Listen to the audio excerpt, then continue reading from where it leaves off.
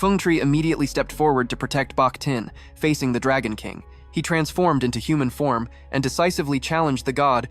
"Open your eyes and see who I am." The Dragon King declared that Lu Longdin had taken a life within his jurisdiction, the overseer of the area, and must pay for that crime. Feng Tri was unshaken. He pointed at Bach Tinh before judging. "You should look closely at her face." The Dragon King angrily said, "Don't try to fool me." Feng Tri pulled Bach Tinh forward. She didn't know what he intended, but he firmly said, "Don't worry, everything will be fine." She stepped in front of the Dragon King, trying to soothe the tension before things got out of control. When the Dragon King looked closely at her face, he frowned, recognizing something unbelievable. Feng Tri continued calmly, "Think carefully before making a decision. It's better to let this go," he warned. After a tense silence, the Dragon King finally retreated, but not before leaving a warning. "I won't kill him now, but if another immortal kills Lu Longdin, don't blame me." Saying that, he flew up into the sky and disappeared into the clouds. As soon as the Dragon King was gone, Bach Tinh hurried to help Lu Longdin up. "Are you okay?" Her voice was full of worry. "Bach Tinh was weak," he replied. But before he could say more, his human form gradually dissolved, revealing his true snake form. Bach Tinh panicked and quickly called Feng Tri for help. He immediately suggested taking Lu Longdin home. Before they arrived, the old man began treatment, always fighting and causing trouble, then bothering this old man. The immortal naturally didn't say that. "It's fate, I'm typing this now." At that moment, Bach Tinh turned to Feng Tri softly to thank him. He knew she was the White Flower Fairy. That's why he could stop the Dragon King so quickly, right? Feng Tri immediately denied it. "I only borrowed that name to save Lu Longdin." Then he continued joking. "Who told you that you are the White Flower Fairy?" Not wanting to prolong the story, Bach Tinh pointed to the room where Lu Longdin was being treated. Seeing he was somewhat conscious, she hurried to his bedside. "Are you feeling better? If you want anything to eat, I'll bring it to you." Feng Tri said with a serious expression. "Mortal food won't help an immortal," she anxiously asked. "Then how can he recover?" Feng Tri suggested taking Lu Longdin back to the mountain to recover quickly. Without hesitation, Bach Tinh turned to Lu Longdin. "I'll pack up right away and go with you." Seeing her eager, Feng Tri and the immortal exchanged looks as if to say, "Does it have to be right now?" Lu Longdin held her hand and gently shook his head. "You don't need to come. I can go by myself. You should stay and study." She turned to question him. "Why? Why won't you let me go?" Bach Tinh stubbornly wanted to go with him, even willing to skip school, but he was firm and refused. In the end, Lu Longdin left the mountain alone. And from then on, they started a long-distance relationship. Bach Tinh still went to school as usual, but always worried, afraid that when he returned home, the princess might quietly propose to him. Just thinking about it made her miss him painfully. One day, a classmate named Vuong Hong approached her. "I heard you're looking for a part-time job. I have a decent-paying job." But she wasn't in the mood. She was losing motivation and told him to contact her later. Time passed. One day, a classmate named Vuong Hong approached her. "I heard she was taking on a part-time job. I have a proper paid job for you." But she wasn't in the mood. She was feeling down, so she told him to contact her later. Time passed. It had been a month since she last saw Lu Longdin, but then a smile blossomed on her lips as the holiday approached. Feng Tri showed discomfort at her attitude, as if he was lovesick. He muttered irritably, "This is love." She replied, "You wouldn't understand." Feng Tri sneered coldly. "You think I don't understand?" Bach Tinh tilted her head calmly and looked at him. "Then explain it to me." Unable to hold back, Feng Tri suddenly grabbed her shoulder tightly. "I'm a man too," he blurted out, "and you always occupy my entire heart." As those words escaped, a flash of regret flickered in his eyes. He quickly let go of her and turned away. "Forget everything I just said," he muttered. "Just pretend you didn't hear anything." Then he left without looking back. Bach Tinh sat silently, stunned. Feng Tri likes her? That thought was both embarrassing and unbelievable. She had never thought about that. She curled up in embarrassment, hugging her pillow on the bed. Moreover, the person she loved was Lu Longdin. Just thinking about him, the longing surged deeply. She stood up, determined to meet him. "Lu Longdin, I'm coming." The next day, she flew to the mountains where Lu Longdin was. However, Feng Tri's words still echoed in her mind. He once said if she lost faith in him, he would disappear sooner or later. Feng Tri said he didn't know how long he could stay by her side. That's why he was jealous of Lu Longdin. But Bach Tinh had made up her mind. She would never lose faith. She would always believe in him. When the plane landed, Bach Tinh scanned the crowd. She quickly spotted Lu Longdin's handsome face, along with his caring question about her trip. Without hesitation, she ran to hug him tightly. She missed him so much. Feng Tri murmured softly, "How blind can a lovesick fool be?" Lu Longdin looked at Feng Tri. His eyes suddenly darkened. "What are you doing here?" The atmosphere between them immediately tensed like a drawn bowstring. Bach Tinh hurriedly wrapped her arms around both of them, trying to soothe things before they got out of control. In the past, kings had 5 wives, 7 concubines, and thousands of palace beauties. Men were allowed to marry multiple wives. After reading this story, it feels like Bach Tinh has many husbands at once or something like that.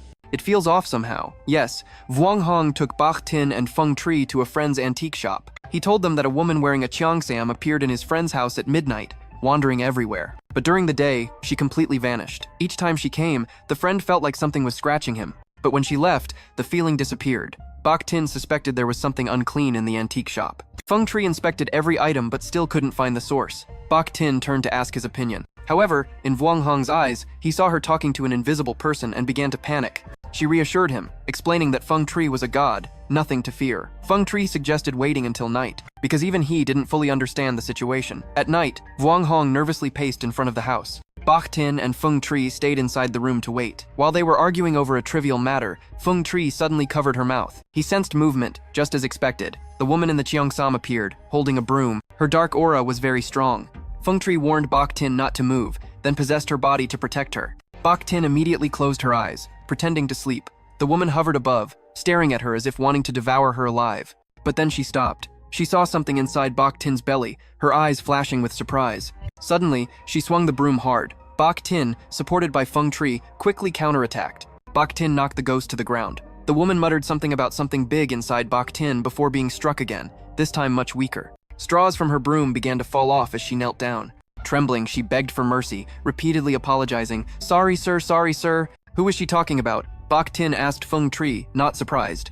She mentioned something big appearing. Feng Tri avoided answering. Annoyed, he turned away, saying, These little ghosts dirty my hands. He recited a spell to summon the spirit snake. At that moment, 2 snakes slithered in exactly the 2 snakes Lu Longdin had caught at Ma Jiang's house. They coiled around the woman, making her scream in panic. In the blink of an eye, her body completely turned into straw and then vanished. Bach Tin sat dazed in place. Is it really over? So fast? She whispered.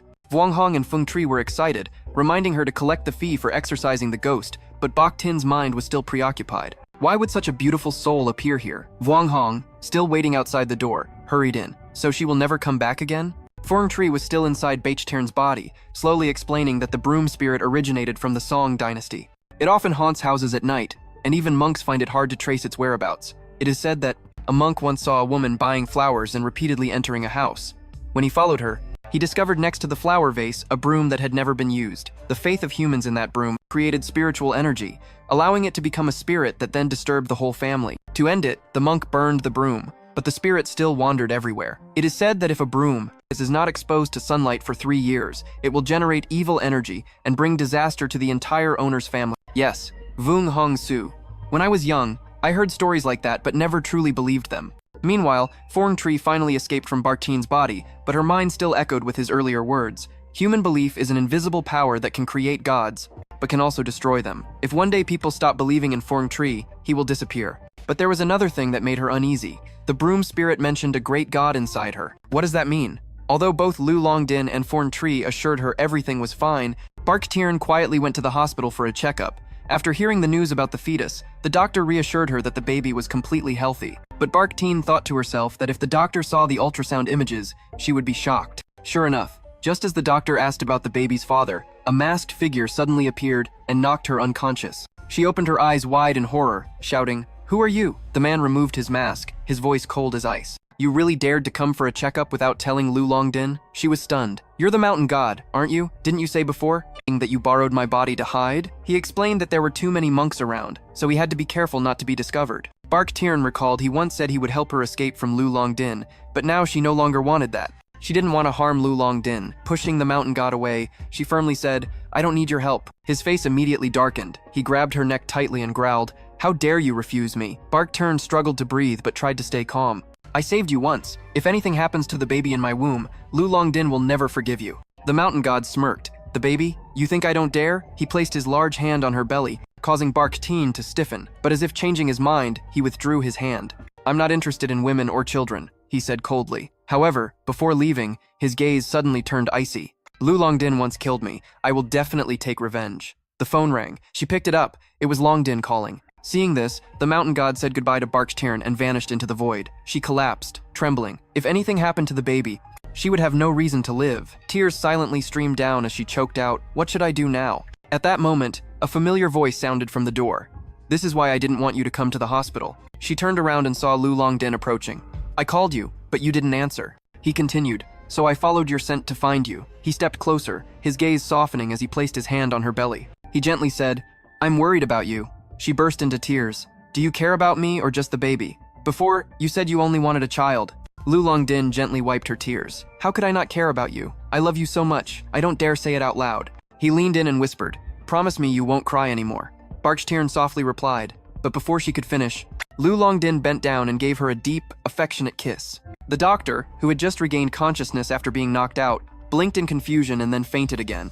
But now she saw a couple lost in their own world. What just happened? She murmured. Elsewhere, a boy was drowning in a river when suddenly hands emerged from the water, grabbing him and pulling him ashore. When he woke up, he looked around and saw a red string beside him. He tightly grasped it and clasped his hands, vowing that one day, he held it tightly, clasped his hands, and vowed that one day, he would return and repay the person who saved him. Later, the boy's mother contacted Bachtin and Lu Longdin, pleading earnestly for them to save her son. The boy returned and insisted on marrying the girl by the river. That year, because Bachtin and Lu Longdin had solved many cases involving spirits, more and more people came to them for help. The woman led them to where her son was tied up with ropes. The boy's strange behavior worried everyone.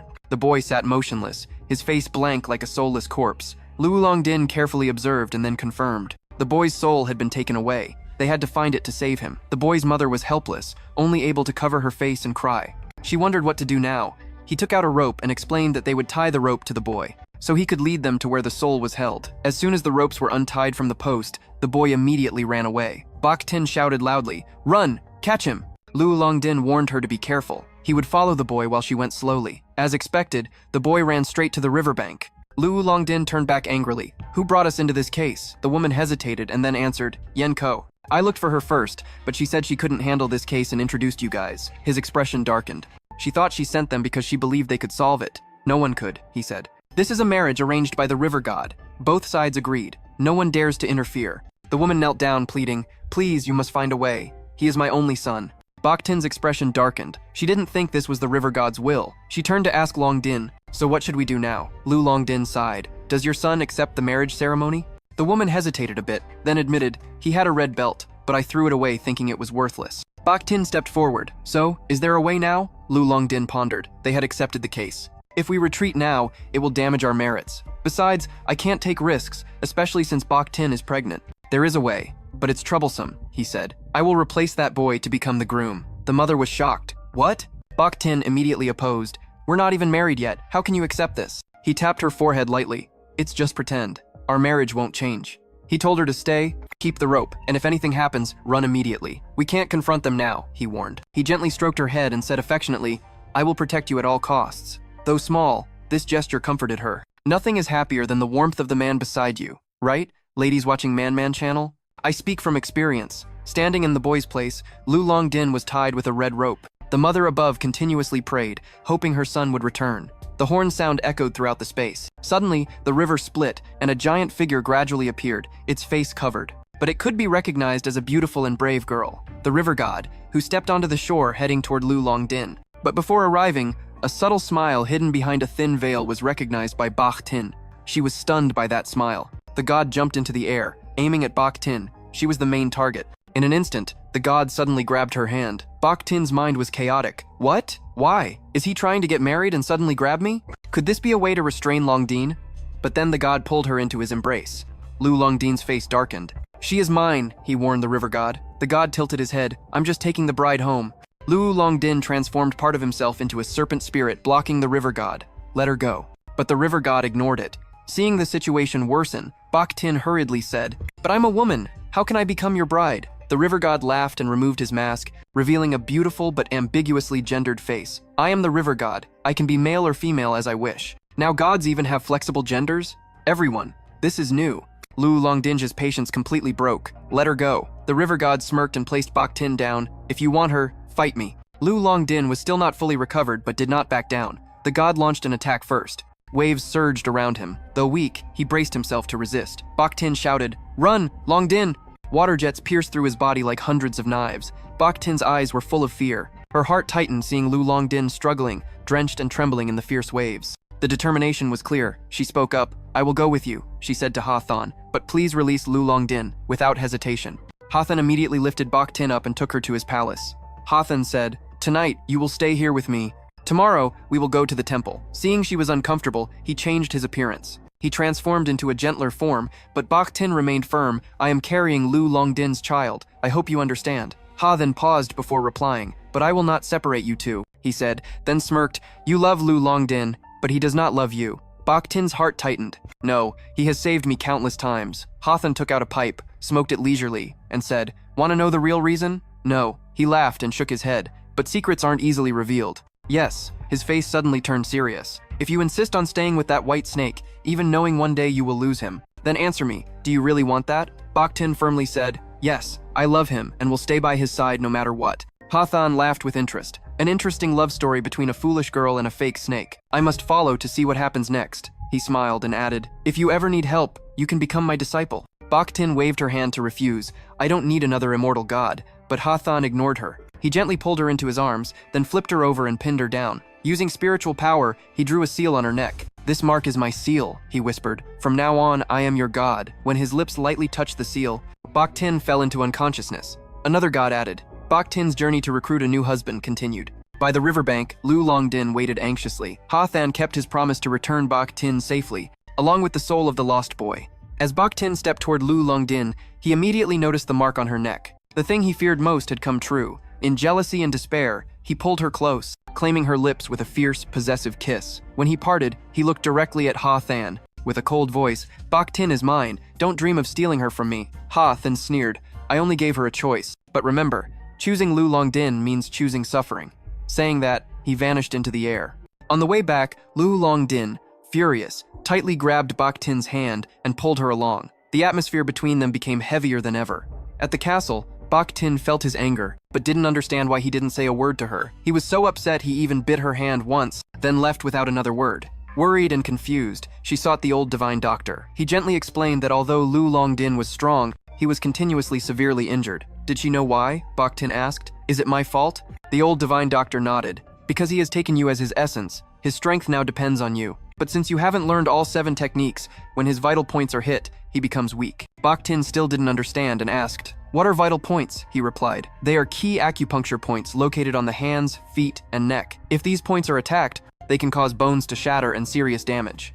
This realization made Bach Tin dizzy. If you remain weak like this, Lu Longdin will continue to sacrifice himself to protect you. The old divine doctor advised her to actively seek Lu Longdin and try to mend the tension between them. At that moment, he noticed something on her neck and pointed it out. Bach Tin, startled, quickly took out a mirror to look at the seal Ha Than left. Her eyes widened in horror. So this was the reason Lu Longdin was angry. Determined to face him, Bach Tin entered the room while he was cultivating to heal his wounds. She gently called him Longdin, but he still ignored her, silently standing up and changing his bandages without a word. Bach Tin tried every way to tease and coax him, but he remained silent, his gaze growing colder and colder. His anger flared when she tried to explain why she chose to follow Ha Than. At that moment, she was only afraid he would get hurt, she said. But those words couldn't soothe the anger inside him. Lu Longdin lost patience, his voice cold as ice. No matter the circumstances, why did you choose to follow Ha Than? At that time, she was only afraid he would get hurt, she said, but those words couldn't soothe the anger inside him. Lu Longdin lost patience, his voice cold as ice. No matter the circumstances, I will not allow my woman to leave me for another, Bach Tin replied angrily. You always treat me badly whenever we argue. Maybe I should stay with Ha Than then. Before she could finish, Lu Longdin grabbed her. Her golden eyes darkened with possessiveness. No one is allowed to take what belongs to me, he said fiercely. Seeing the mark on her neck, he bit hard on that spot in frustration, as if wanting to completely erase Ha Than's trace. Bach Tin panicked, breathing heavily because of that sudden action. He laid her down on the bed, tying her legs and hands to the 4 corners of the bed. This Longdin grandfather always likes to play rough, right? He bent down close to her stomach with an unreadable expression. She tried to explain, but he stopped her with a deep and passionate kiss. Clearly, he didn't want to hear the name of another man come from her lips ever again. When leaving her lips, his arms tightened around her waist even more. Even if I die, you belong to me, he whispered. Her legs curled up, trembling for reasons everyone could understand. Later, when the two lay together, Bach Tin's mind wandered back to the old god's advice about the 7 disciplines. If she could learn them, maybe she would be strong enough to stand beside Lu Longdin, no longer a burden. The next morning, Bach Tin was busy in the kitchen preparing nutritious dishes for Lu Longdin. Just as she finished cleaning, the doorbell rang. Her grandmother hurried out to open it and was surprised to see who appeared. It was Feng Tri, her grandmother. The two sat together, and her grandmother didn't beat around the bush, going straight to the point. She had arranged a matchmaking meeting for Bach Tin. Shocked, Bach Tin quickly refused, giving many reasons, but deep down she understood the real cause. She had never accepted Lu Longdin and was determined to continue. She wanted Bach Tin to marry a gentle, polite man. But just as she was describing the perfect man, the door suddenly burst open. and the completely opposite person stepped in Lu Longdin.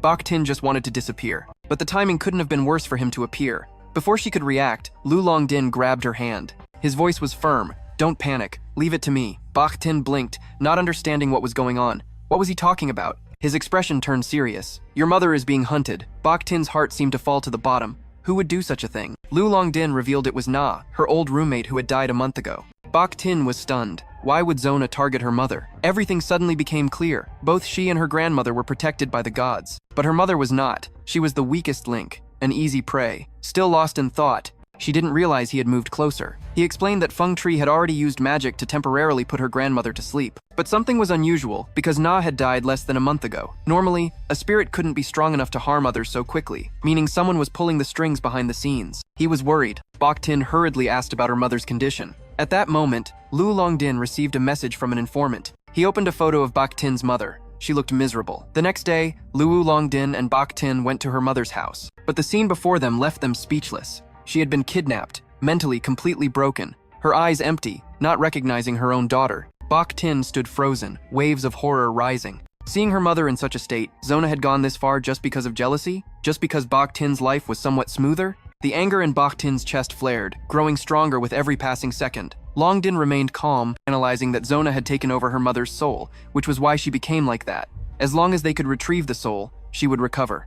Bach Tin clenched her fists, her face shining with iron will. She would not let Zona continue destroying her family. If everything started because of her, she would be the one to end it. Lu Longdin, as always, silently stood by her side. Whatever path she chose, he would accompany her. Following a clue, they went to a place believed to be where Zona was hiding. Lu Longdin chanted a spell to help Bach Tin see entities hidden in the darkness. The third lady revealed the name of the mastermind behind everything, Thach Thien. This revelation shocked both Bach Tin and Lu Longdin. He was a disciple of Feng Tri, the one who had come to bring the master back but was rejected. Now everything was clear. Thach Thien harbored resentment in his heart after losing Feng Tri and his clan. He also lost the protection of the gods. But before he could think further, a loud rumbling echoed everywhere.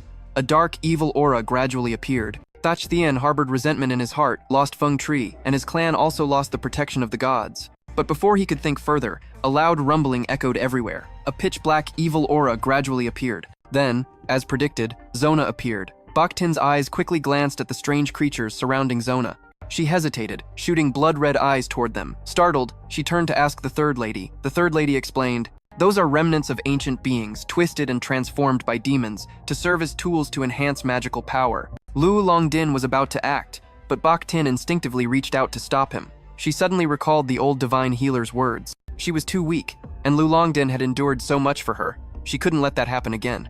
She clung to Longdin's robe, pleading him not to go, her voice trembling but firm. He turned to look at her with surprised eyes.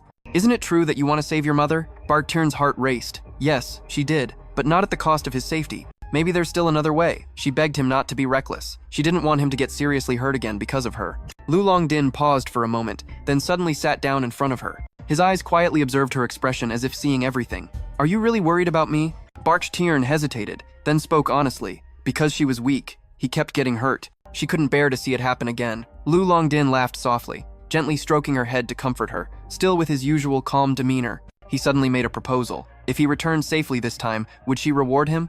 Bach Tin blinked in surprise. Reward? A gentle smile appeared on Lu Longdin's lips as he continued. "Let's get married, Bach Tin." But before leaving, he only left one instruction. "Wait for me." Just as expected, with his power, Lu Longdin quickly subdued the enemy and freed Bach Tin's mother's soul. The other spirits, terrified by his power, immediately retreated. Finally, everything ended. Oh, this part was anticlimactic, like a story that started big but ended small. Thanks for pushing the climax. Or out of jealousy, they harmed Bach Tin's mother and pushed the story to a climax, thinking the zone would be intense, but then it ended with just a chokehold. Too dull. That night, while soaking in the bathtub, her mind drifting, Bach Tin still felt uneasy. Perhaps because she loved Na, who was once her friend. She couldn't completely let go of her feelings for Lu Longdin. He entered while she was soaking in the water, gently massaging her back so romantically. She shyly asked what he was doing there, but he just teased her, saying if she soaked a bit longer, she'd turn into a mermaid. Curiosity arose. Bach Tin asked what still puzzled her. Why were the little spirits so afraid of him? Lu Longdin hesitated a bit upon hearing the question,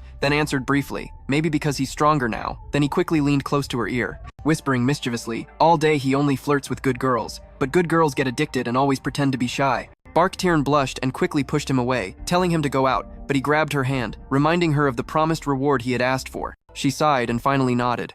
Okay, I'll talk to Grandma. Satisfied, Lu Longdin gently kissed her forehead and left, leaving her blushing, both shy and realizing he really wanted to marry her. When Bach Tinh mentioned marriage to her grandmother, her anger flared immediately. She strongly opposed it, even suspecting that Lu Longdin was forcing her. But before Bach Tinh could explain, Lu Longdin stepped forward, wrapped his arms tightly around her, and firmly declared, I love Bach Tinh and will definitely marry her. Seeing that reasoning didn't work, her grandmother suddenly pulled out a knife and pressed it against her own neck, threatening to die if Bach Tinh dared to go against her. Bach Tinh panicked and begged her to put the knife down. But Lu Longdin remained firm, his gaze unwavering. I'm sorry. But her approval no longer mattered.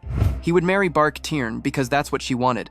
Realizing all threats were useless, Bach Tin's grandmother gave an ultimatum. She had to choose either family or Lu Longding.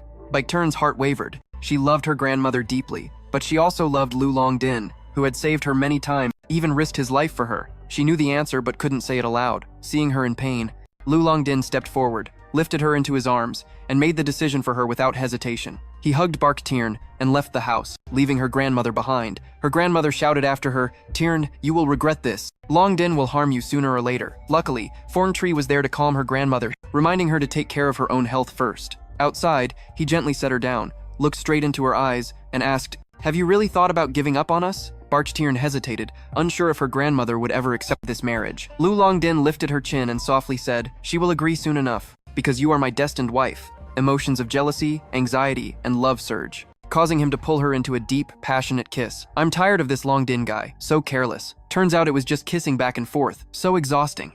But Bach Tinh still couldn't shake the feeling of insecurity. Did she truly bless them? 2 days later, against all of Bach Tin's expectations, she invited them for dinner with a rare smile and declared she had agreed to their marriage. Bach Tinh was stunned. Lu Longdin confidently said she would accept soon, but she didn't expect it to be so fast. Not seeing Thorn Tree anywhere, she asked, and the lady calmly replied that family matters should be celebrated privately by relatives. Raising a glass, she toasted. Bach Tinh felt relieved and happy. Clinking glasses with Lu Longdin, her grandmother raised her cup near her lips but didn't drink, her gaze strange, something unusual. Just after drinking, her head suddenly felt heavy, vision blurred. She turned to Lu Longdin and saw he was also staggering before falling down. In the last moment before fainting, she vaguely saw her grandmother standing over Lu Longdin, holding a knife, eyes burning with hatred. Lu Longdin, barely able to move, whispered his last words. If I can't be your husband in this life, then I will be in the next. When Bach Tinh woke up, she found herself in a strange room, decorated lavishly like a wedding. She sat up in shock, realizing she was wearing a traditional wedding dress, her mind spinning. What happened before was just a dream. She wondered if this was her wedding with Lu Longdin. Before she could understand, the door creaked open. A man entered, claiming to be her husband. Her blood seemed to freeze. She trembled as horror overwhelmed her. She shouted to be left alone, but he lunged close. She tried to kick him, but he grabbed her leg coldly, saying, Tonight is our wedding night. Let me consummate with you. He said her grandmother had asked him to marry her within 2 days. At first, he doubted, thinking she might be ill, but eventually agreed. Bach Tinh struggled desperately. She couldn't believe her grandmother could do this to her. The man pinned her down, tightly holding her hands, trying to force himself on her on their first night. In despair, Bach Tinh began chanting spells non-stop, but received no response at all. Tears streamed down her cheeks as she sobbed, calling out Lu Longdin and Thorn Tree's names in pain. Desperately crying out for help with all her strength, seemingly resigned, she closed her eyes and let fate decide, tears falling. Suddenly, a thud sounded, a many-headed snake appeared, and a gentle hand covered Bach Tinh eyes. It was Lu Longdin, comforting her, whispering not to be afraid, he was here. Inside the room, the snakes coiled tightly around the lustful man, imprisoning him. Thorn Tree stood nearby, carefully watching him. He was trembling all over. Bach Tinh rushed into Lu Longdin's arms. If he hadn't arrived in time, she didn't know what would have happened to her. She cried shyly. He silently listened. But before he could respond, his body began to dissolve. Bach Tinh panicked, realizing he was gradually returning to his original form, a weak snake. Thorn Tree turned back, clearly annoyed. I warned him twice not to be reckless, but he didn't listen. Now do you see? She hurriedly lifted him up and looked at Thorn Tree with worried eyes. Suddenly, a giant woman appeared in the room. She was the mother of that man. Her voice thundered like lightning. Who dares to ruin my son's wedding? Thorn Tree tried to threaten her, saying, Don't you know who I am? But she just sneered without fear. In a blink, she transformed into a demon master with the soul of a lion, cultivated for hundreds of years, radiating overwhelming aura. Her arrogance was fully justified. No one dares to confront her recklessly. Thorn Tree's face darkened. He turned to Bach Tinh, warning her of the danger ahead, then grabbed her hand intending to leave immediately. But the woman caught one of his feathers, causing Thorntree to scream in pain. Despite the pain, he did not stop. Pushing the pain aside, he embraced Bach Tinh and tried to fly away quickly, leaving the woman raging behind. She clenched the remaining feather tightly in midair. Bach Tinh anxiously looked at Thorntree's injured face. "You're badly hurt. Are you okay?" she asked softly. He forced a smile to reassure her. "I'm fine. This wound will heal quickly." Her gaze suddenly fell on the small, weak form of Lu Longdin in her arms. "And him? Is he okay?" Thorntree said gravely, explaining it was the curse of Yen Ko. It drained all the spiritual energy from the body. Looking at Lu Longdin's current state, it seems his spiritual energy is almost completely depleted. Thorntree murmured softly as if questioning himself. Could it all be Inko's plan? But Bach Tinh shook her head hesitantly and said no. "Not Inko. She is my grandmother," she whispered softly. Thorntree was stunned for a long time. He still couldn't believe his own hands. But gradually, everything became clearer. He transformed into human form and landed on a nearby empty patch of land. Now he understood why his grandmother suddenly agreed to the marriage. It was all a scheme to prevent her from marrying Lu Longdin. Yes, but there was still something troubling him. That old lady carried a strange aura, unlike a human. Nor was she a demon, but something completely different. Bach Tin's expression changed. She asked again, "What kind of strange aura was that?" Before they could think further, sounds echoed around them. Turning around, they saw a group of people approaching Lu Longdin's siblings. The people Bach Tinh had met at his house. She was surprised by their appearance and asked why. A child spoke up. "We came to pick up the 3 elders." It was an order from the second elder. A sense of guilt immediately weighed heavily on Bach Tin's heart. She still held Lu Longdin's small body, overwhelmed with shame. Sister, I didn't take good care of him," she whispered hesitantly, greeting him and the siblings. Could it be all because he wanted to marry her? If so, then everything that happened to him, this exhausted body, was her fault. She recognized the sadness in her eyes. Lu Longdin gently wrapped his tail around her fingers as if to comfort her that it wasn't her fault. Tears welled up in her eyes, emotions unspoken. The 2 children bowed and said goodbye to her. His siblings took him away, returning home. Bach Tinh stood silently, watching their figures gradually disappear beyond the horizon. She thought to herself, I wonder if his second elder can heal him. And more than that, she wondered when she would see him again. Thorntree saw the worry on her face and gently reassured her that he would be fine. Bach Tinh nodded slowly, but knew she still had many important matters to resolve. The first was to cancel the arranged engagement with the disciple of the Tiger Clan. Thorntree showed a hint of unease. "The Tiger Clan is very troublesome," he muttered. "If we were in the heavens, I wouldn't fear anyone, but on earth." He left the sentence unfinished. The worried expression was clear, but before his mind could sink deeper into thought, Bach Tin's eyes suddenly brightened, as if she had just come up with an idea. The next day, she went to find Ha Thun and explained the situation. True to his promise, Ha Thun agreed to help her. He chuckled softly, seeming amused that his prediction had finally come true. Watching him smile quietly to himself, Bach Tinh couldn't help but think there were no gods or immortals around her, only ordinary people. From afar, he saw a group chasing someone. They were disciples of the Tiger Clan and his mother chasing someone who looked like Bach Tinh. It turned out to be Thorntree, who had transformed into Bach Tinh. He was running as if participating in a Mortchum sprint. When he got close, Thorntree shouted loudly, "Ha Thun, don't just stand there laughing. Save me." Without hesitation, Ha Thun began chanting spells, but in an instant, hundreds of giant waves roared. The water surged violently, creating a fierce storm rushing toward the Tiger Clan, mother and child chasing him. Ha Thun shouted a warning. "Thorntree, run now before things get worse. Run before the waves swell into a storm." But the Tiger Clan, mother and child, blindly pursued, thinking Thorntree was really Bach Tinh. When they realized the waves were coming, it was too late. Both were swallowed by the water. At that moment, Thorntree shed his disguise and returned to his original form, a phoenix, then happily soared into the sky. Ha Thun stood firm, his voice icy as he arrested both mother and child of the Vung family. He ordered the surrender of the demon tiger spirit and immediately canceled the engagement with Bach Tinh. The proud mother had lost all her spirit. She hurriedly bowed respectfully and apologized to Ha Thun, claiming she did not know Bach Tinh was his disciple. To be spared, she did not hesitate to hand over the demon tiger spirit. Ha Thun's face was stern as he grabbed the demon tiger spirit's neck, preparing to act. At that moment, Bach Tinh stepped forward and spoke to stop him. "Please don't kill them." Ha Thun paused, his gaze turning to her. At her plea, he reluctantly released his grip and then asked, "So what do you want to do with them now?" Bach Tinh pondered for a moment, then replied, "Release them. Let the demon tiger spirit be free." The demon tiger spirit looked at her with shining eyes as if silently thanking her. Ha Thun frowned worriedly. "Are you sure? If he returns to his clan and takes revenge with them on her, then why does the demon tiger immediately kneel down?" His eyes filled with gratitude for being spared, he sincerely said, "I am willing to become Miss Bach's disciple to repay the life-saving favor." Bach Tinh bit her nails nervously. The 3 princes had already appeared in her mind along with the immortals beside them. "Lu Longdin, Thorntree, and even Ha Thun," she said, then looked at the demon tiger gently. "You don't want to be free?" The demon tiger sighed deeply, eyes distant. "Freedom is something I have always cherished. 1,000 years ago, the Wang ancestors saved my life. I swore to serve them for 10 generations, but over time, they became more tyrannical, and I no longer felt it was right. Bach Tin understood his feelings, held the demon tiger's hand, and smiled gently, then lived freely. Hathan saw the kindness and resilience in the disciple and finally nodded, releasing the demon tiger. But he also warned that if Bach Tin ever got into trouble, she must appear without fail. The demon tiger solemnly swore, "No matter what, I will protect her," then turned and disappeared toward the horizon. Freedom was finally real. Everyone watching felt satisfied except the two Wangs who were still tied up. Tears flowed endlessly. The engagement was cancelled, and Bach Tin was finally freed from her burden. After a long time, as peace began to seep back in, her phone suddenly rang, displaying an unknown number. Surprised, she answered. It was Lu Longdin's younger sister, her voice trembling. "Bach Tin, I'm sorry, but there's bad news. His condition has worsened. He's critical. Please come immediately." The phone slipped from her hand, her legs gave out, and she collapsed, tears streaming down. Feng Tri rushed over, worried, and asked, "What happened?" Through her choked sobs, she whispered, "Lu Longdin is critical.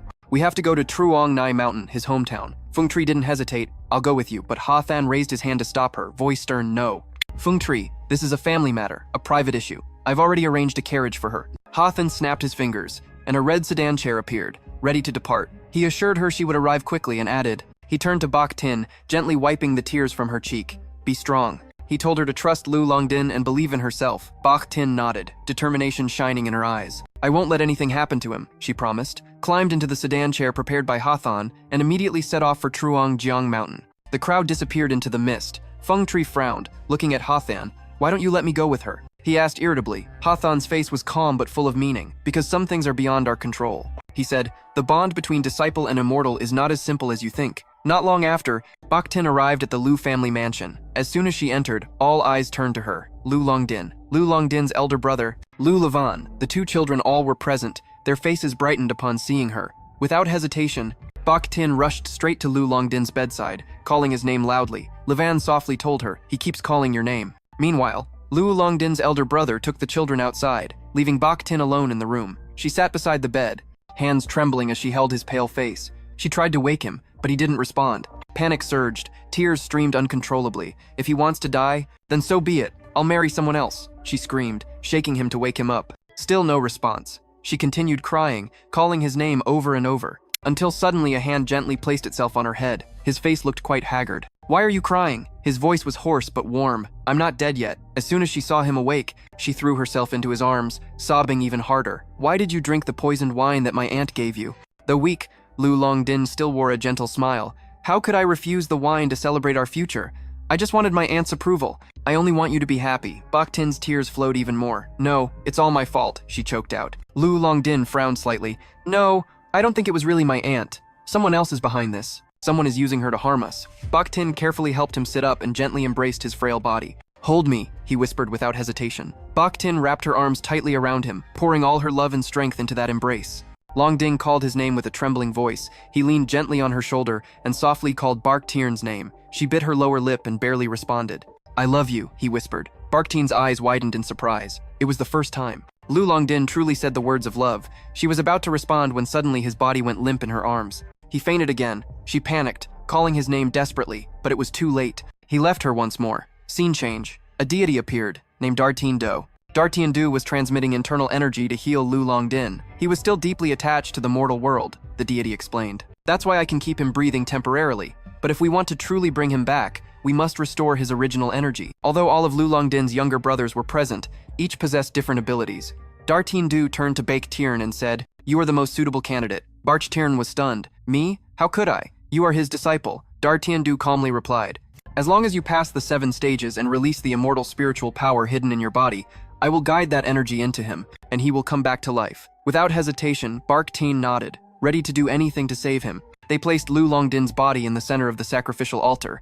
Dartien Du instructed carefully, "You must lie on top, so that the 7 main joints of both of you perfectly align. Once they are fully aligned, I will begin to open each chakra. Each activated point will let spiritual energy flow from your body into his." Bach Tin lay on top of Lu Longdin, adjusting her body so each joint touched the corresponding one. This healing method looked strange since their bodies were different sizes. "How can the 7 joints align no matter how we lie?" someone asked. Dartien Du began the process. He struck precisely on the joints to activate each chakra. Each strike sounded like a bone in her body shattering. The pain felt like it was burning her whole body. Her body trembled, breathing heavy and uneven. D'Artiendo paused, worried. You're in too much pain. Keep going. Bach Tinh gritted her teeth and shouted. I won't stop. D'Artiendo continued. Each precise strike echoed like thunder, activating each chakra point. Bach Tinh screamed in agony. Her bones crumbled little by little, but she didn't move. Lu Longdin's younger brothers stood by, both worried and admiring her resilience. At one point, overwhelmed by pain, Bach Tinh unconsciously pulled her hand away from Lu Longdin's, but she immediately realized the importance of contact and clenched her hand back.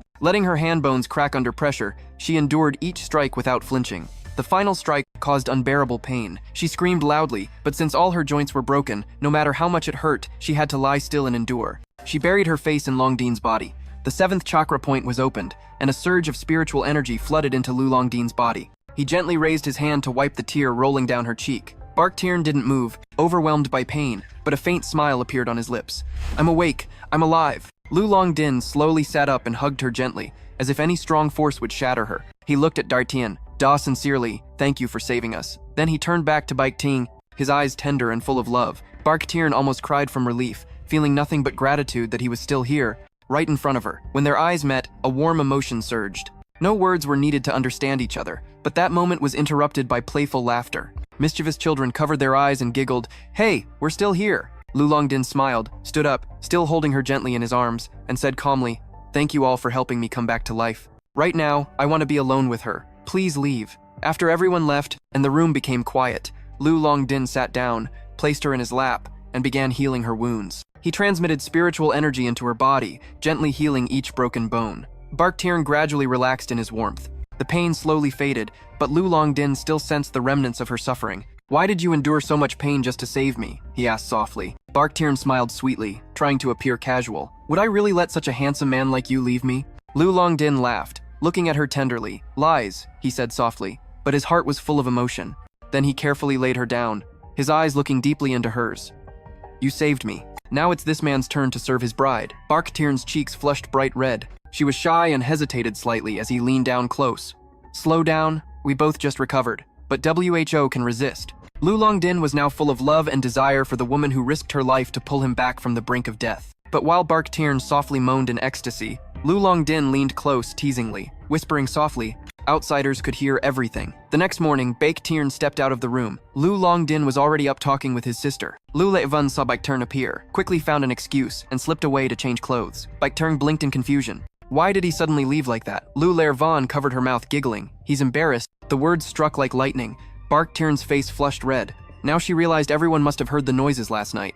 At breakfast, the whole family gathered. Bach Tinh tried to keep a natural look. What were you two talking about earlier? She asked, glancing at Lu Levan. Lu Levan sighed, stirring her porridge. I love my brother, but before, he really was an idiot. Bach Tinh tilted her head curiously. What did he do? Lu Levan leaned in, lowering her voice. Before meeting you, he once loved a woman who was already married. She almost ruined his life. Bach Tinh heart suddenly stopped. She recalled Lu Longdin once said he used to like her. Could that woman be her? Hesitating, she asked what that woman did to him. Lu Levan frowned, clearly unhappy, recalling, I don't know what kind of spell she used, but they secretly met. She came from a prestigious family and always looked down on my brother. He was never sincere with her. She only used him to help her cultivate. She told him to come down to the mortal world, to absorb the spiritual energy of mortals to help her increase her cultivation. Lu Levan's voice was full of resentment as she continued, all just so she could have enough energy to marry someone of higher status. Bach Tinh was confused. Why didn't she do it herself? Hearing that, Lu Levan slammed her chopsticks on the table angrily, because absorbing mortal spiritual energy is the most shameful act forbidden in the celestial realm. If caught, the punishment is immediate execution on the spot. A wave of guilt flooded Bach Tinh heart. Could that woman really be her in a past life? Trying to stay calm, she cautiously asked. So what happened next? Lulian stood up suddenly, anger rising in her eyes. Then she continued to use him over and over again, begging to save her husband from illness, making him come down to the mortal world to absorb energy. And once she got everything she wanted, she treated him like dirty trash. I witnessed how much my brother loved her, but she said he was unworthy of her. A memory flashed in Bach Tinh mind. Longdin once told her, I'm very dirty, you hurt me. He must have suffered a lot in the past. Lien grew more suspicious. Bach Tinh quietly asked, the person you're talking about is Bach Hoa? Lien nodded with a gloomy expression. Yes, it's Bach Hoa. But when everything fell apart, she blamed the 3 brothers. My brother almost lost everything, but then you were born, thanks to the heavenly sect leader changing her mind. He was spared. Lervant placed her hand on Bike Turn's shoulder gratefully. That's why I call you my brother's benefactor. But Bike Turn's mind began to spin. According to what I know, I am Bark Hoa, reincarnated. But if so, why would the heavenly sect leader spare Lu Long Din because of my birth? This is illogical if I am truly Bark Hoa. A tangled knot tightened in her heart. Could it be that she really is Bark Hoa reborn? Or is she someone else? She hesitated, then spoke out. Lu Long Din once told me I am Bark Hoa from a past life. You don't hate me, right? For what I did to him? Lervan was silent for a moment, then sighed softly. I should hate you for what you did to my brother. It was very cruel. But I have also seen the love you have for him now. You endured so much pain to bring him back. You even broke bones for him. So now all I can do is wish you both happiness. Although everything was still vague and unclear, Bark Tiern felt relieved. At least in this life she had done the right thing.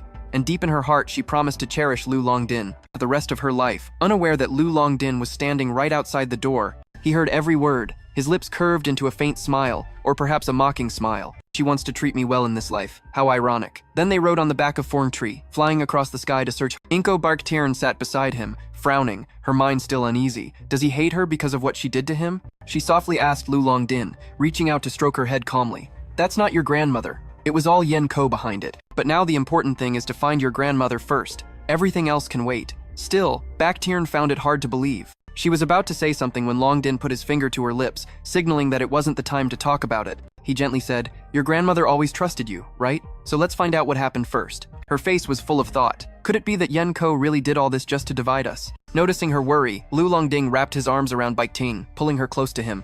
Don't worry, he reassured her. With me here, I won't let anything happen to you. That tender moment was immediately broken by Fern Tree's shout. Hey, you two, stop it. Can you stop the lovey-dovey stuff in the sky? I found Yenko's place, but I'm not your personal driver. If you keep clinging like that, just jump off and fly alone. Startled, both Bike Ting and Lu Long Ding quickly sat up straight and muttered apologies. Not long after, they landed at Inko's destination. The place looked like a haunted house straight out of a horror movie, dark and eerie. Gloomy and silent to the point of being creepy. Suddenly they were surrounded by spirits summoned by Yen Ko to absorb the surrounding spiritual energy. Lu Long Ding calmly assessed the situation and suggested trying to use the power from unlocking the 7 methods. Bark Tiern nodded determinedly. She harnessed the energy from the 7 acupuncture points, coordinating with Lu Long Ding to counterattack the demons. Together, they eliminated each spirit. The combined power swept away the evil energy. Bark Tiern was amazed at the power she had just gained. She turned to ask, is this the power gained from unlocking the 7 methods? Yes, Long Ding replied. That's right. When the battle ended, Forng Tree shouted loudly, Inko, come out! No answer. Losing patience, Forng Tree unleashed his energy straight at the door. The door burst open and Inko appeared. Her appearance was bizarre, a chilling smile as she greeted them coldly. Welcome all of you. Entering the room, Bark Tiern immediately asked, where is my grandmother? Still, with that terrifying smile, Inko replied, if you have the ability, go find her yourself. Bark Tiern frowned. Why hadn't she seen the ghost yet? Didn't she already unlock the 7 methods? Forng Tree stepped beside her and explained, you haven't fully opened your senses yet. Let me help. He transmitted energy to expand her spiritual vision, and everything instantly changed as her soul's sight widened. She finally clearly saw Lu Long Din rushing straight toward Yen Ko. Their battle had begun and the clashes grew more intense. The glass shattered. A brilliant golden light exploded from Lu Long Din's body, illuminating the entire space. His energy flared up again as he charged toward Yen Ko with even greater momentum. Yen Ko was startled, shaken by that light. Forng Tree squinted in surprise. He had never seen such an aura before. Bark Tiern was stunned, staring at the scene before her. She turned to ask, could it be that he got stronger because of me? Even Forng Tree had no answer. As Lu Long Ding continued closing in on Yen Ko, the line between fighting and something deeper gradually blurred. The golden light grew more intense, filling the entire space. Then the light was so dazzling it distorted Bark Tiern's vision. She could no longer see clearly. The intensity weakened her body. Then she collapsed unconscious. When she opened her eyes, she found herself lying on a soft bed in a strange room. Next to her were Lu Long Ding, Forng Tree, and her grandmother. She sat up. Before she could make sense of anything,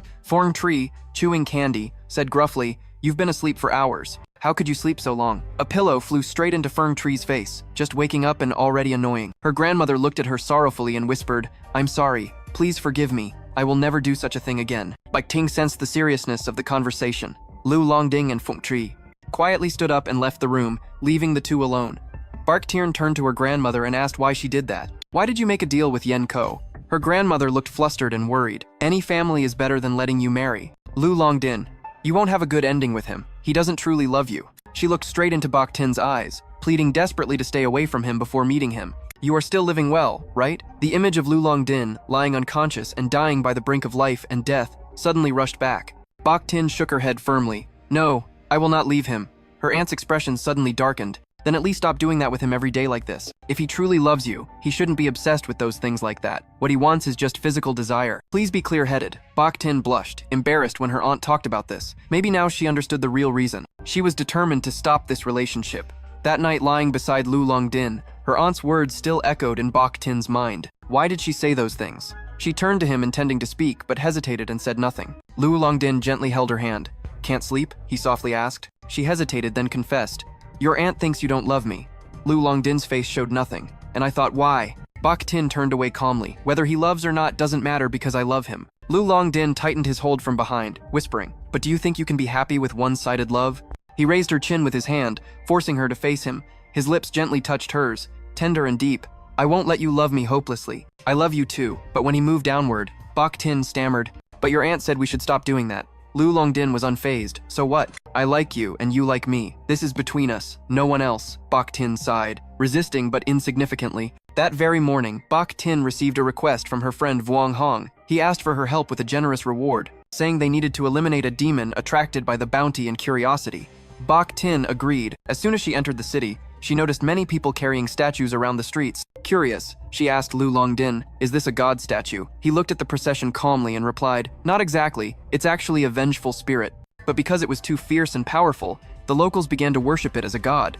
She was still trying to understand his meaning. Bach Tin looked back at one of the statues. Suddenly its eyes opened wide, glowing red and mystical. She panicked and screamed. Feng Trai calmly said, don't be scared. Everything here is made of paper only, Lu Longdin added in a deeper voice. Although many statues are gods, but not every god is pure. Feng Trai flicked her head teasingly. Already a young lady and still scared? Bach Tin blushed awkwardly, making excuses. I feel like someone is staring at me as if there are invisible eyes, following every movement. Feng Trai laughed mischievously. Maybe you're hallucinating because you stay up late with Lu Longdin every day. Bach Tin's face flushed red, and Lu Longdin quickly interrupted. We're here now. This is the city fair, the first time attending such a bustling festival. Bach Tin couldn't hide her excitement. The group strolled through crowded streets, playing small games and buying toys, and enjoying countless delicious street foods. Bach Tin even took a few selfies with Lu Longdin to capture moments and create sweet memories. In the distance, Feng Trai was refusing offers. To have his fortune told by a fortune teller, listening to the gods is also fine. After a while, Vuong Hong appeared, panting. Sorry for being late. Sorry. After 8 p.m. Tonight the exhibition will start. At that time, there will be a statue procession. Bach Tin frowned. Wait, aren't we supposed to exorcise something? Is someone possessed?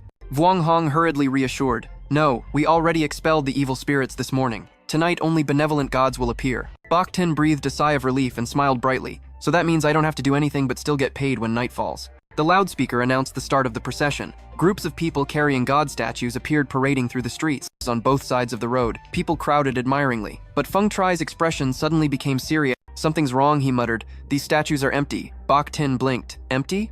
Feng Trai explained. Each god resides in their statue, even if not living in a temple. They only come to take incense. But there must be a guardian god residing. But these statues are empty. Yes, Vuong Hong was shocked. But they come to take incense to respond to people's prayers. Feng Trai frowned, clearly dissatisfied. If there is no god, then what protects anyone? Yes, Vuong Hong was stunned. Impossible, at this moment. Lu Longdin, who had been silent from the beginning, suddenly spoke up. So what exactly did you expel this morning? Vuong Hong hesitated before answering. It was a very powerful evil spirit. We have encountered it before. Bach Tin worriedly turned to Lu Longdin. Are those statues really empty? Lu Longdin's eyes turned cold. Not empty, he said. But there is something else inside. Bach Tin panicked, clasping her hands in prayer. Amitabha Buddha, it seems my money will be lost. Please don't, money is hard to earn. He turned to Vuong Hong. Why did you call Bach Tin here? What happened before? Vuong Hong hesitated, then quietly said, every year, a few people die mysteriously. The common point is that they all turn pale as if their blood was drained. But strangely, the fair gets more crowded every year. No one ever backs out. Bach Tin's face was full of thought, unsure if she was worried about the money or about the story Vuong Hong just told. Lu Longdin pieced everything together. Those were not gods, but ghosts sucking the life force from humans. They had replaced the real gods in the temple, and those who died were the price to pay. For their wishes to be granted, Bach Tin clenched her fists. So can we defeat them? Drive them all away from here? But Lu Longdin shook his head, his gaze heavy. The minds of the people are already controlled by them. If we act recklessly, we might hurt innocent people, he said. He paused, his eyes scanning the crowd. Let's wait and see how things unfold, Feng Trai said angrily. This is not like what you said at first. If we fail, we will leave. And don't even think about refunding the money. Vung Home pleaded tearfully. Bike turn. Please don't leave me. We are good friends, right? She immediately reassured him, though her eyes showed doubt. We will keep our promise. This issue will definitely be resolved. That night, she lay exhausted on the bed after a long day of traveling. Meanwhile, he stood by the window quietly observing the outside situation. After a while, he turned to her. What did you see this morning? She answered casually. They looked like human eyes, but very dark. He was silent, lost in thought, then suddenly asked, What do you think about Feng Tree? Bach Tinh was startled and hurriedly replied, We are just friends, nothing more. You don't need to worry. But Lu Longdin did not respond. He silently turned and walked out of the room. Wait, really nothing? Bach Tinh called after him. But he just said he had something to do and disappeared behind the door. She stood there, both confused and angry at his sudden change in attitude. Frustrated, she made a decision. If Lu Longding keeps being cold like this, she will go have dinner with Feng Tree in town. She and Feng Tree walked side by side, eating snacks and strolling through the lively night market filled with laughter and bright lights. Feng Tree suddenly said, I see Yenko. Bach Turn's eyes widened. Didn't Lu Longding handle her already? How come? I don't know either. She disappeared very quickly, Feng Tree replied. But don't worry, I'm here with you. He smiled brightly, each word full of determination. If anything happens, even if I have to die, I will protect you. Bach Turn's chest warmed. She truly felt lucky to have Feng Tree by her side. Not only was he an immortal, powerful god, but also a sincere and trustworthy friend.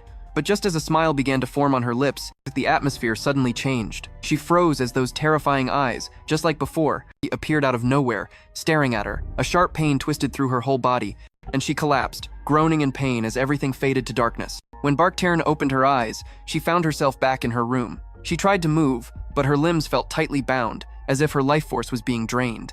Lu Longdin stood nearby, his face tense. That's the demon. It's sucking her life energy. Feng Tree sat close, his face showing clear worry. As long as the people still believe in that evil god's magic, it will never run out. We must find a true god to replace it, and regain their trust. Then Feng Tree turned to the others. Everyone, please leave first. I need to talk privately with Bach Tinh.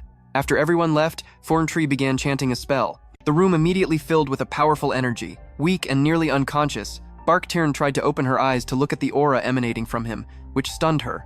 Immediately, a strong energy surged. Bach Tinh, weak and nearly unconscious, tried to open her eyes to look at him. The aura radiating from him stunned her. Realizing something, tears silently streamed down Feng Tree's cheeks as he turned to look at her.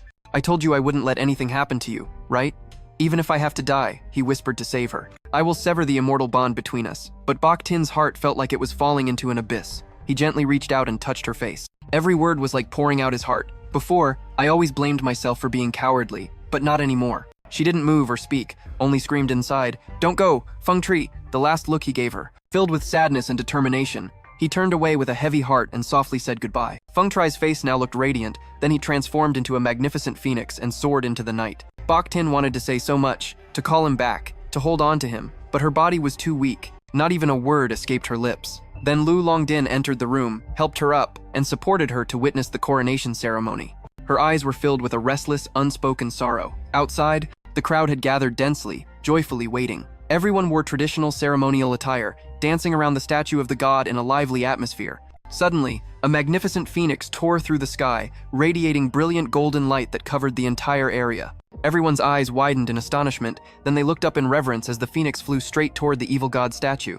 It swooped down fiercely, and the statue exploded into pieces right there. Feng Tree, now incarnated in his true divine form, the crowd erupted in cheers. Then they all knelt down and bowed respectfully. A crown was solemnly presented, and when Feng Tree placed it on his head, he officially became the guardian deity of this place. Bach Tinh, now recovered, stood among the crowd with Lu Longdin. Her eyes shone with emotion. She wanted to run to Feng Tree, thank him, and hold him just once. But Lu Longdin gently held her back, saying, If you go now, it will be hard for both of you to part later. Feng Tree looked at her one last time, smiling gently as if blessing her. Bach Tinh couldn't hold back anymore. Tears streamed down endlessly. Lu Longdin silently pulled her into his arms, holding her tightly as she cried, and from that moment on, Feng Tree gave up the chance to be reborn in the heavenly realm, all for Bach Tinh, who now was the guardian deity overseeing the lower realm. He no longer had the freedom to roam as before, but on the 25th day of every month, the two of them would meet again. One day, a man came to Bach Tin's house. He politely said he came to ask for her help. Bach Tinh suddenly remembered that Lu Longdin had said someone would come looking for her help. She nodded, signaling him to continue. The man looked worried. Lately, things in my house have been disappearing continuously. I suspect a demon is causing trouble. I really need your help. Money is no problem. Bach Tinh thought for a moment, then gave him a talisman. Stick this in the room where the incidents happen. She advised him to observe first. The man quickly thanked her and left. As his figure faded away, Bach Tin sighed. Why do strange people keep coming with strange problems? Still, she believed helping others was her duty. She recalled the man's story that things in his house suddenly disappeared, and he was certain it was caused by a demon. But she still wondered if the disappearances were really caused by ghosts. She had to wait for Lu Longdin's confirmation to know for sure. He was sitting, focused on his phone when Lu Longdin appeared, holding a box of cake. Bach Tin blinked. Cake? You're treating me unusually well lately. As he took off his jacket, Lu Longdin raised an eyebrow. You mean I treated you badly before? Bach Tin paused, lost in thought. Since Feng Tri left, Lu Longdin had indeed become much gentler and more caring. She recalled that even at the hotel that day, he mentioned the connection between her and Feng Tri, as if he already knew Feng Tri would leave that day. Lu Longdin stepped up behind her and gently wrapped his arms around her waist. What are you thinking about? His low voice whispered in her ear. Nothing, she replied, trying to change the subject. Lu Longdin smiled as if he had guessed, then took another small box from his jacket pocket and handed it to her. I have another gift for you. Curious, Bach Tin opened it and saw inside a sparkling diamond ring. She unconsciously reached out to pick it up, but before she could touch it, Lu Longdin grasped her hand. She unconsciously raised her hand to lift it, but before she could touch it, Lu Longdin grasped her hand. Turning her around to face him, he looked straight into her eyes and slowly said, "This ring is for me to wear for my wife." Then, with all gentleness, he slipped the ring onto her finger. Bach Tin's heart pounded wildly. Happiness spread as she admired the ring on his hand. You have good taste, she smiled brightly. Lu Longdin raised her hand to his lips, placing a gentle kiss. Your hands are as beautiful as you are, Bach Tin laughed. Stop flattering me. But before she could say more, he bent down and cut her off with a kiss. Bach Tin's kiss was slow, gentle, and full of emotion, as if wanting to hold on to this moment forever. A few hours later, Bach Tin and Lu Longdin arrived at the house of that man. Just as he described, the room was strangely empty. Lu Longdin suspected it was caused by a normal ghost and asked to borrow the house for 2 days. The man, desperate, immediately agreed. After he left, Bach Tin grumbled in frustration. Why not stay at your place? It would be more comfortable. Lu Longdin asked, do you really not feel anything strange at first? Bach Tin shook her head, but when she focused on sense, she began to notice a strange energy in the air, a love aura. Her body trembled slightly. She didn't want to see anything more terrifying. Lu Longdin calmly crushed a small demon hiding nearby, then handed its corpse to Bach Tin to smell. As soon as she smelled it, her expression changed immediately. The scent was exactly like Sun Thun's. Lu Longdin confirmed that. These restless spirits were not thieves by themselves, but were sacrifices offered to Sun Thun. Afterwards, when the two sat down to discuss, Lu Longdin explained, Sun Thun was not a deity born from faith, but his origin was a mystery, and his true form was even harder to guess. Lu Longdin once pulled him down from the edge, and if he recovered, the first target would probably be him. But now, since Longdin was still weak, this was the best chance to strike. Bach Tin suddenly remembered something terrifying. She had seen signs that Sun Thun was gradually recovering, maybe even stronger than Lu Longdin. Fear crept into her heart, but she still believed in his strength. As his wife and companion, she would go with him no matter what happened. Suddenly, she recalled missed calls from Yen Ko on his phone. Worried, she asked if there was any agreement between the two. He calmly said, you don't trust me? What do you think is going on between me and her? Don't worry too much, just trust me, that's enough. That night she rested her head on his shoulder, and they both fell asleep. But in the silent darkness, a ghostly hand reached out toward Bach Tin. In an instant, a ghost woman lifted her up, intending to use her as a sacrifice. Lu Longdin immediately woke up. His soul entered Bach Tin's body and whispered, stupid ghost woman, don't know what to take? Let it lead you to Sun Thun's lair. The ghost woman was delighted like a child finding candy, carrying Bach Tin and laughing madly. These ghosts were quite amusing. She was scared, closed her eyes tightly, and prayed, hoping Sun Thun wouldn't kill them. They reached a forest where the ghost woman threw Bach Tin to the ground and looked around. She saw the place full of small demons arranging offerings, strange items, precious objects, animals, even humans. Seeing these scenes and statues, she felt disgusted and nauseous.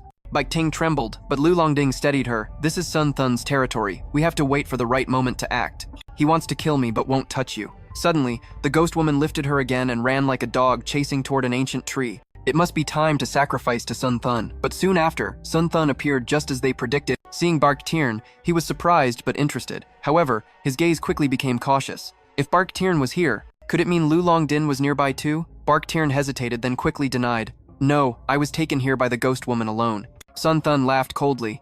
Good, I know your lovesick husband will come to save you. Then he ordered to imprison her in the water prison. Two ghosts dragged Bach Tin to the water prison, a dark and damp place not far from Sun Thun's headquarters. Lu Longdin's voice echoed in her ear, explaining that this place was within 100 miles radius, around Sun Thun's lair, close enough for him to take advantage of the opportunity to find what he needed. But for the plan to succeed, Bach Tinh had to stop. Fear of the curse surrounded Sun Thun's madness. Who knew what he would do next? To help her stay strong, Lu Longdin transferred 10% of his power into her, along with spiritual energy and a sweet kiss. "This will protect you until I return," he reassured her, then in the form of a snake spirit, silently slipped into the night alone. Bach Tinh was brutally tortured by demons to extract information. They suspected she was communicating with someone, but she only explained that she was talking to herself. They held her down into the pink liquid beside her, but she didn't utter a word. Her loyalty to her husband remained as firm as a rock.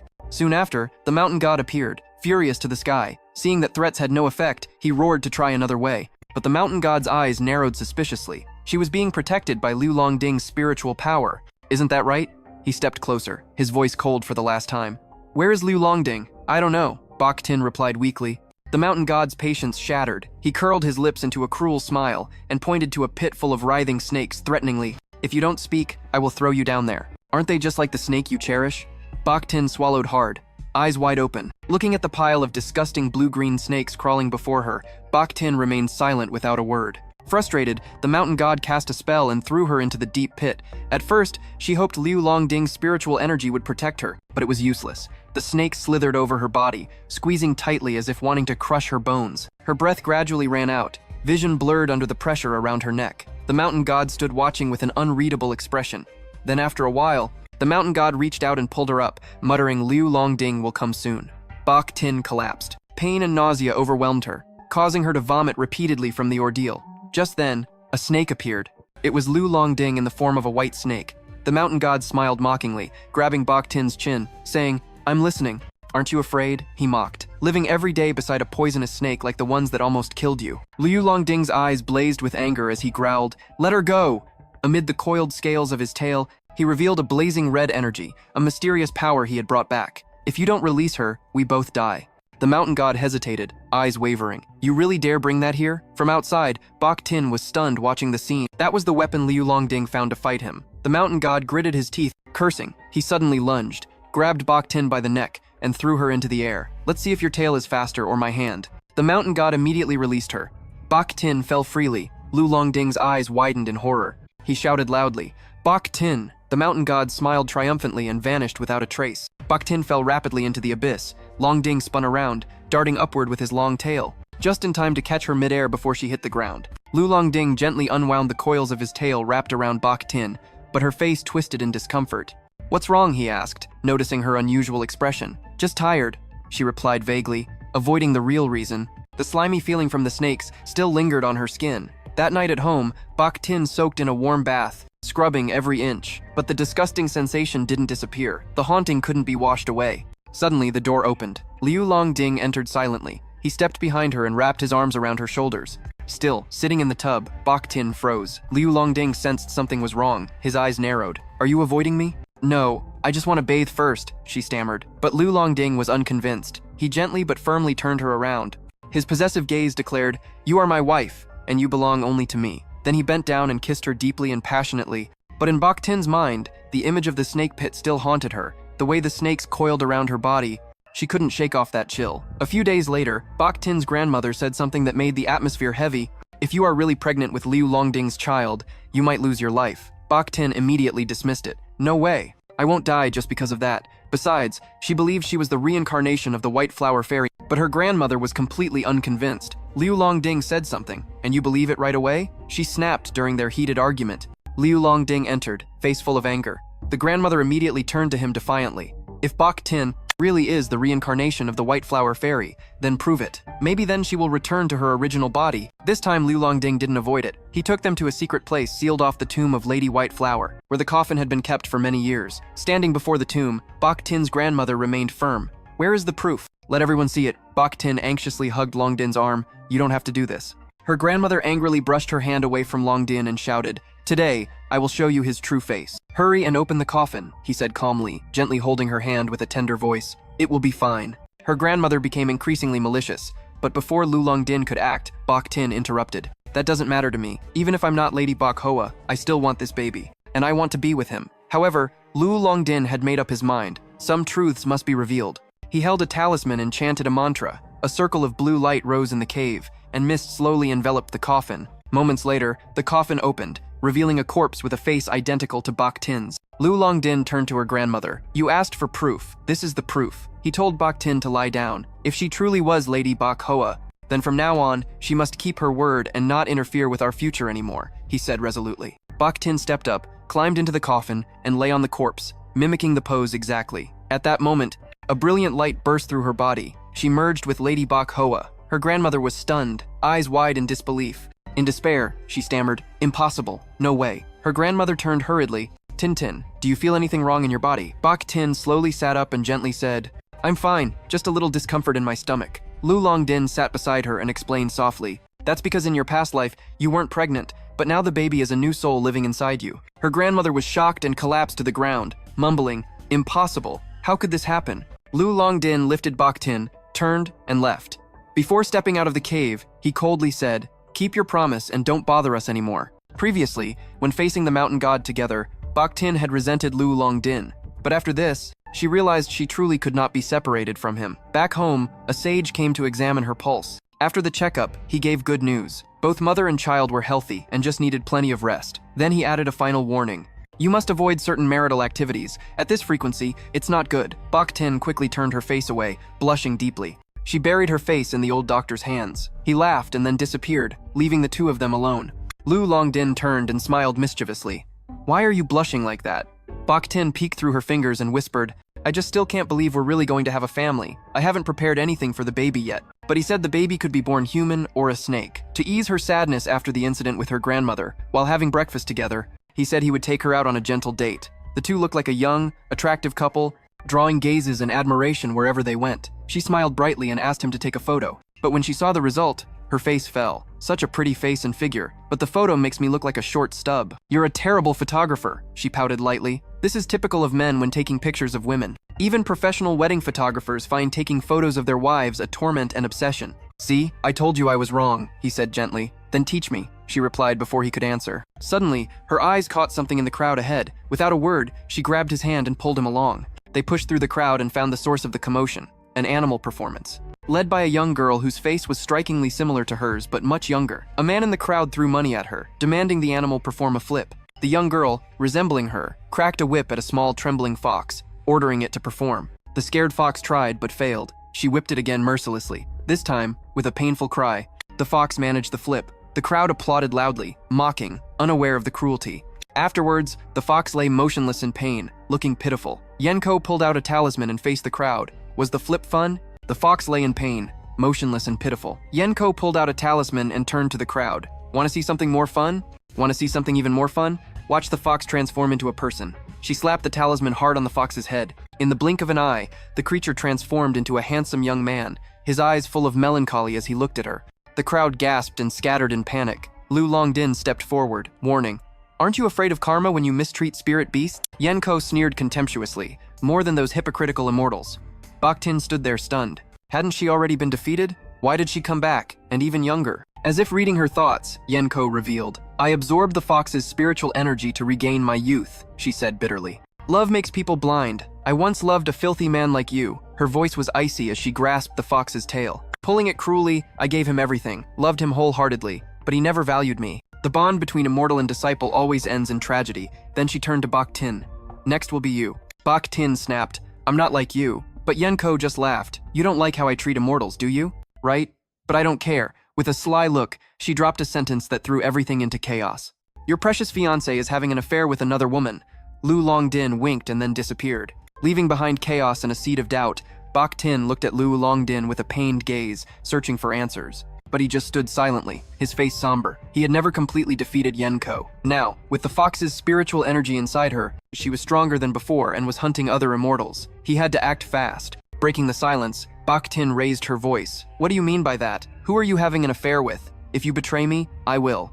Lu Longdin looked at her with more seriousness than ever. "Now is not the time to worry about that. We need to find someone who can help us see the whole picture." The next day, Lu Longdin suddenly asked Bach Tin, "Do you remember the woman who came to Trongni Mountain to propose to me?" Bach Tin thought for a moment, then suddenly recalled, "Oh, that noble concubine." Before she could react, Lu Longdin continued, "From today, she will live with us." As if summoned, the elegant woman appeared, this time dressed in modern clothes. Pulling a suitcase, she said, "Here I am, Sai Sai. So, who's eating what?" Bach Tin was openly dating the immortal chicken Feng Tri, but Long Din somehow found time to have an affair with this woman. Suddenly, this woman appeared and lived with them. Bach Tin's face immediately flared with anger. Clearly, that woman still had feelings for Lu Long Din. She greeted him sweetly, her eyes full of longing. Bach Tin clenched her fists, telling herself to stay calm. I am the main one, the empress, the lady of this house. She reminded herself to be magnanimous, not to hit the third party, not to hit the other woman. But then that woman turned to her and casually told her to fetch water, as if she were a servant. Bach Tin widened her eyes and pointed at herself, seriously thinking, am I a servant? The woman quickly laughed it off. Sorry, I mistook you because of your cheap clothes. That was enough. Bach Tin couldn't keep calm anymore. But before her tension exploded, Lu Long Din stepped forward and wrapped his arms around her. He clearly told that woman, she is my fiancée. We are about to marry. The woman just slightly curled her lips. Mortals with immortals are indeed rare. She sat on the sofa and asked, what's for dinner tonight? Lu Long Din suggested ordering takeout, but Bach Tin was determined to cook herself.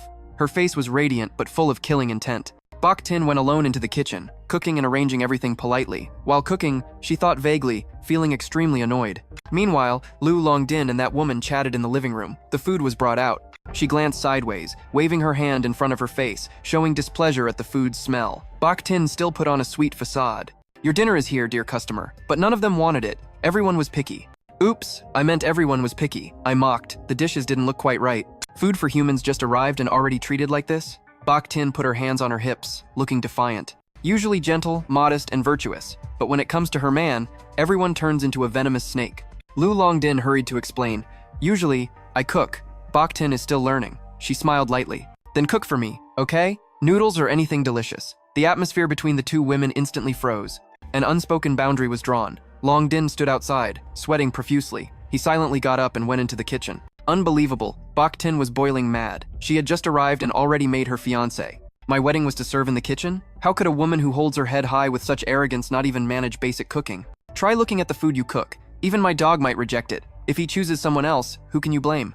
Bach Tin suppressed her anger, thought for a moment, then replied sharply, no need to act so high and mighty. He's close to you because he needs a favor, not because he loves you, she said, then turned and walked away. But she suddenly bumped into Lu Long Din's chest as he turned back with a bowl of noodles in hand. He looked at her worriedly. Are you okay? Bach Tin suddenly asked, does he love me? His eyes briefly glanced at that woman as if he understood everything. She asked again, this time with a weaker voice. Answer me, does he really love me? Lu Long Din gently replied, of course I do. Bach Tin continued, then can you send her away? Only I can help you with this matter. Lu Long Din sighed. The Lu family can handle that, but we don't have much time left. Wait until everything is over. She will leave. Bach Tin seemed about to object, but Lu Long Din gently stopped her. Don't you believe me? His voice had become gentle and sincere as he hugged her. No matter what happens, you still love me, right? And just like that, he calmed his wife once again. Bach Tin gave up resisting and buried her face in his arm. Over her shoulder, Lu Long Din's eyes suddenly turned icy cold and sharp like a blade as he looked toward that noble lady. A clear warning. It was late at night. She lay on the sofa but still held tightly onto Long Din's hand. Don't let him go. Bach Tin slept in bed, her mind restless. Thinking about the appearance of that arrogant woman, she tossed and turned, unable to sleep, knowing her husband was outside with her. Just because she wanted it that way, the image of that woman kept flashing in her mind, making her extremely uncomfortable. The next day, she went even further, openly declaring to Bach Tin that when the child in her womb was born, she would die, and naturally, the person beside Lu Long Din would be her. But Bach Tin did not back down. She strongly refuted, reminding her that the child in her womb was no ordinary child. It was the spiritual embryo of the celestial realm, and she herself was the reincarnation of Lady Bach Hoa. She could not die from childbirth. But those words only made the noble lady's anger flare up even more fiercely. In her madness, she grabbed a knife from the table, slashed her wrist deeply, using her blood as a tool to test Lu Long Din's feelings. Bach Tin stood there in shock, thinking, is she crazy? Does she want to know who is more important to him? Bach Tin or herself? When Lu Long Din returned home, everything had been staged. She stood in the middle of the room, looking weak and fake, playing the victim. She said it was because she provoked Bach Tin that she got hurt like this. He questioned, Bach Tin, what have you done? Apologize to Xuan Huang immediately. Bach Tin turned around, not with tears, but with eyes burning with fury. The doubt in his eyes was too obvious. He believed that woman's act, so angry he couldn't hold back. Bach Tin shouted, I can't believe you're standing there, asking me such things. Lu Long Din, who had never seen her like this, suddenly spoke coldly. No matter what, a guest should never be treated like this. His words were like a knife, piercing the already cracked heart of Bach Tin. For her, this was no longer about right or wrong, but about trust. She trembled and asked him directly, who is Xuan Huang? What the hell is Xuan Huang? Is she more important than me? But Lu Longdin calmly replied, it's not about importance. No matter what, hurting others is wrong. But Bach Tin's heart ached sharply. Unable to bear it any longer, she grabbed a pillow and threw it straight at him, screaming, then stay with her. Without looking back, she ran out of the house, tears streaming down her cheeks. Lu Longdin stood there for a long time, calling her name in a hoarse voice full of regret. Behind him, she smiled smugly.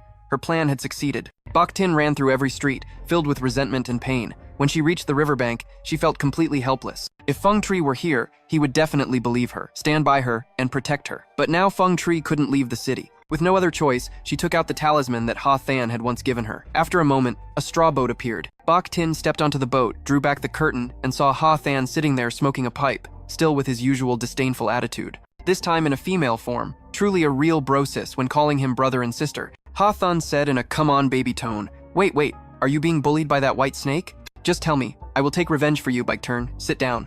Recount the whole incident to Ha Thun. Then the story drifted off topic, talking long about reincarnation. Reincarnation, blah blah, bit hard to understand. Let's skip it, everyone. Then Ha Thun said to Bake Tiern that there is nothing to fear. Ha Thun will take care of everything. Now I am busy with a bat. After saying that, he snapped his fingers. Bak Tiern reappeared on the shore. She was still dazed and hadn't finished speaking. After a while, Ha Thun returned wearing armor, just back from fighting. Without wasting more time, he tightly held her hand, determined to bring her back, to face the woman who bullied her. When they returned to the Lu Longdin mansion, she still hadn't come back. Ha Thun didn't hesitate. Immediately confronted the madam without mercy. Knowing he was at a disadvantage, the woman immediately knelt down begging for forgiveness, describing everything as a misunderstanding. But Ha Thun in his rage didn't believe a word. The woman gritted her teeth resentfully, not expecting Bike Turn could summon such a powerful card. Just then, Lu Longding finally returned after searching everywhere for Bike Turn. As soon as he saw Xuan Hung, she rushed into his arms, tears streaming, crying that she was bullied. Lu Longdin stood still without hugging back, but sincerely asked if she was seriously injured.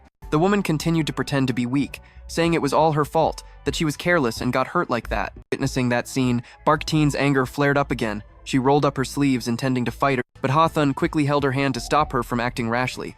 Yet she still didn't stop her act. She exposed her wound in front of Lu Longdin, clinging to him sorrowfully, begging him to protect her. Also claiming that both of them teamed up to bully her, saying the two had an illicit relationship. But Lu Longdin's eyes, though being clung to by her, always followed Bike Tiern. In his eyes was sorrow and regret. But Ha Thun, still in the majestic form of a cold goddess, spoke up. Who is bullying whom here? Open your eyes and look. We are just good sisters, Bark Teen said firmly, spitting blood and insults. Ha Thun can be male or female, but now he is female.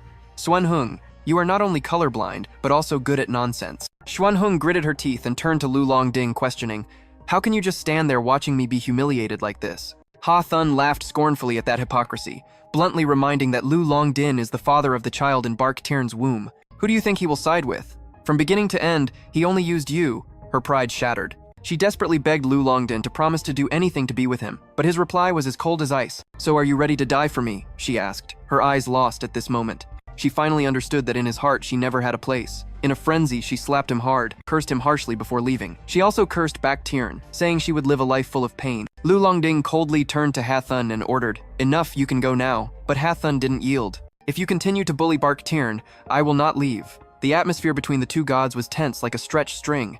A silent but dangerous confrontation. Bike Ting stood between them, trying to soothe. But Ha Thun remained firm. He left a sharp warning. If Bark Tiern is hurt or humiliated again, he will personally take her away from you. With that final warning, he left. And as Ha Thun disappeared, Lu Longdin's expression completely changed. Without a word, he pulled Bark Tiern down onto his lap so she lay comfortably, forced her face down, butt up. I know what you guys are thinking watching this far. His hands initially placed gently on her body, but then the pats became firm and slow. Naughty. This is her punishment for seeking another man instead of her husband. Every time his hand went down, Bark Tiern softly used her voice trembling between pain and shame, tears flowing at the corner of her eyes, angrily warning him she would call the police for abuse. But Lu Longdin just laughed as he pulled her to sit on his lap, his hand gripping tightly around her waist as if wanting to hold her forever. If you intend to sue me, then in that case, shouldn't I also sue you for adultery? Sobbing, Bak Tin threatened to tell Feng Tri. Even Ha Thun is easier to deal with than him, but that made Longdin smile softly, his eyebrows slightly raised dangerously. Mentioning another man again, she lightly punched his chest, blaming him for making her like this. It's all because she loves him too much. And besides, Ha Than is now a half-man. How can he be considered a man? Lu Longdin softened and hugged her, soothing. You are pregnant. Don't let your emotions control you like that, he said seriously, beginning to explain.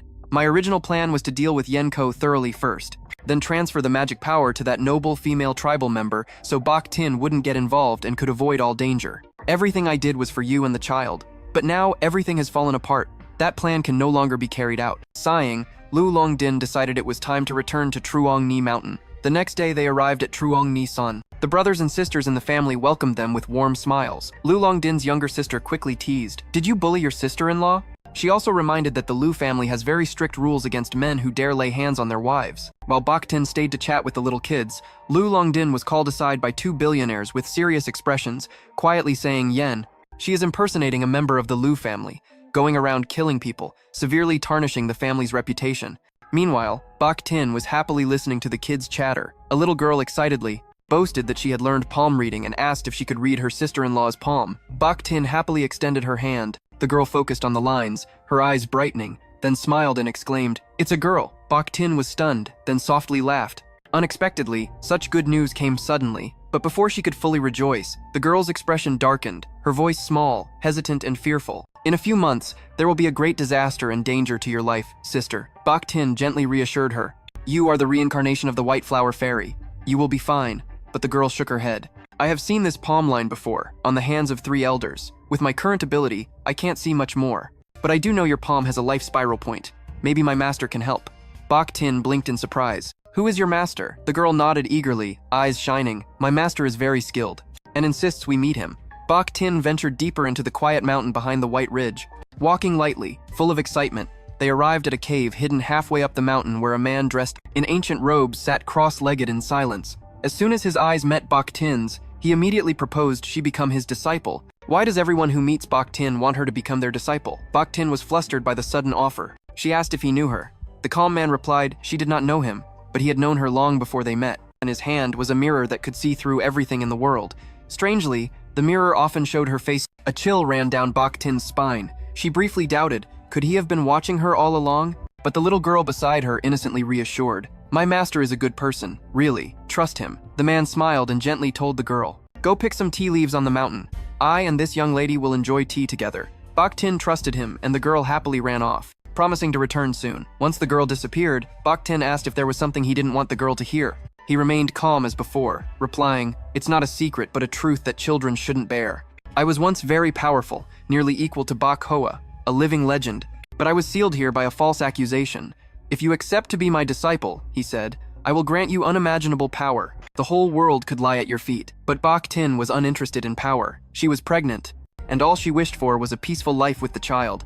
Saying this as she placed her hand on her belly to emphasize, the man sighed regretfully at being refused. He cried, thinking if she refused, he might remain in this cave forever. Nevertheless, Bach Tin still wanted to help him in another way if possible. His eyes suddenly brightened. "If you break the seal talisman at the cave entrance, I will be free." Carrying faith and the desire to help, Bach Tin approached the large talisman pasted on the cave entrance and tore it down without hesitation. Immediately the seal shattered. The man roared with joy, free after years of imprisonment. He laughed loudly, vowing to take revenge on the one who sealed him. Bach Tin curiously turned around and asked who had sealed him. His voice darkened with gloom.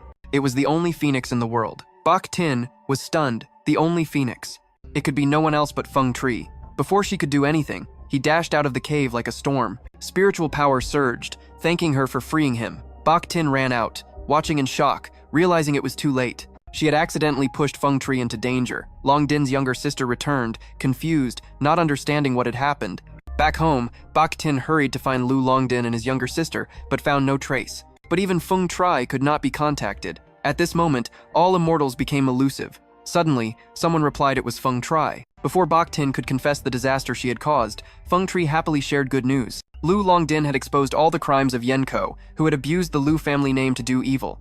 Bach Tin quickly understood. This was the matter that Lu Longdin's younger sister had mentioned earlier. He deliberately kept it from her just to protect her. He suddenly remembered the urgent reason for calling Feng Tri. She hurriedly asked him. He still remembered who he had sealed behind the Trung Bach mountain. As soon as she said she had accidentally broken the seal for that person, and now he was hunting him. Before Feng Tri could react, Lu Longdin's youngest sister rushed into the room, voice full of panic. Lu Longdin had been defeated and imprisoned. She begged Bach Tin to find a way to save him as her phone slipped from her hand. The two who captured Lu Longdin were none other than Sun Than and the immortal with the mirror, those she had once helped. The youngest girl burst into tears, blaming herself for bringing Bach Tin to meet her master, the immortal with the mirror. But Bach Tin hugged the girl gently, comforting her that it was not her fault. Now what they needed to do was find where Lu Longdin was imprisoned. The girl sobbed, explaining her master could set up a barrier to hide his aura, making it extremely difficult to track.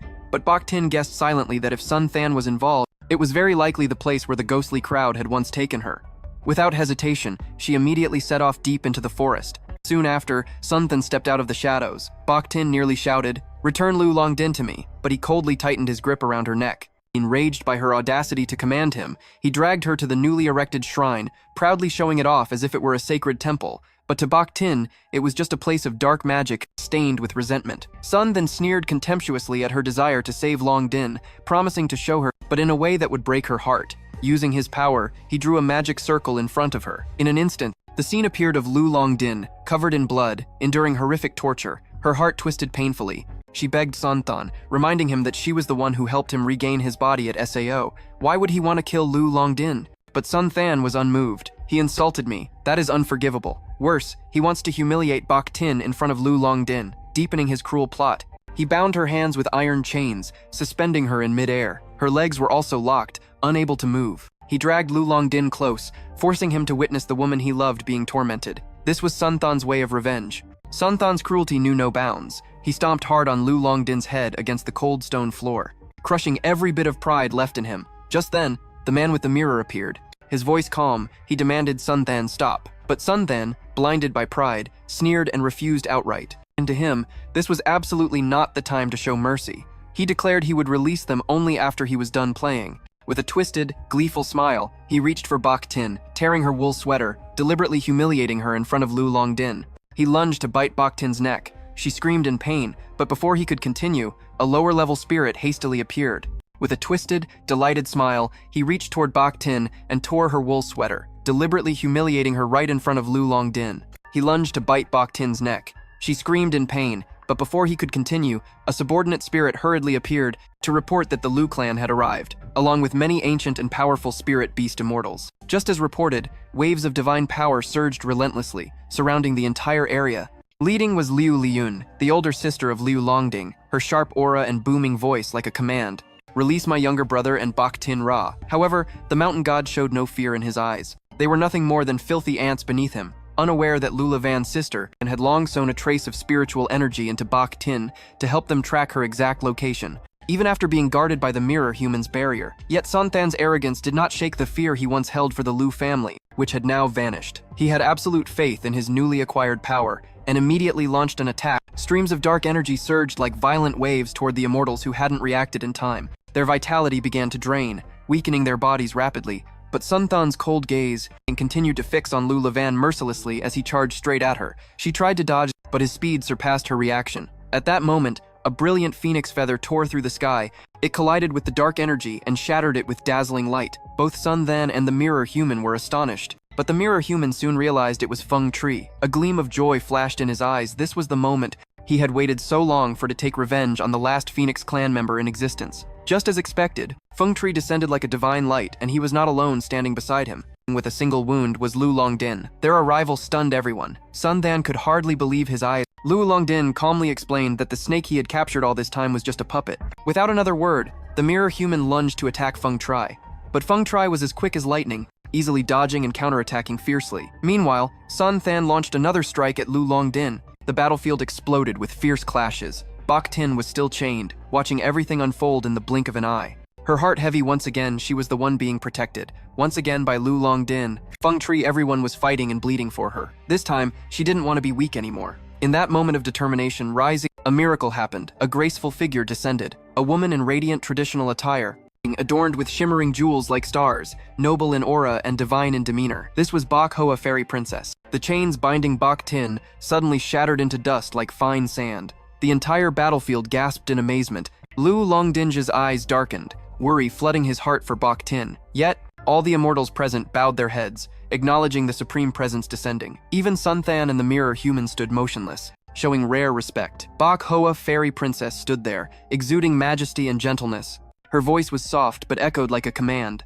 All sin stemmed from greed, and all that was born from it, from this moment, would vanish with a spell she cast, creating a blinding light that covered the entire battlefield. But when the light faded, who still remembered the chaos that had just occurred? No one knew if it was truly Bach Hoa, fairy princess, or another deity who intervened, but everything returned to peace. Silence, as if nothing had happened, leaving only one thing quietly waiting the new life, growing inside Bach Tin's body. 1 month later, Bach Tin called out with some irritation. Lu Longdin, you're late. It's all your fault for staying up late and getting tired. But Lu Longdin just smiled calmly, replying with familiar confidence.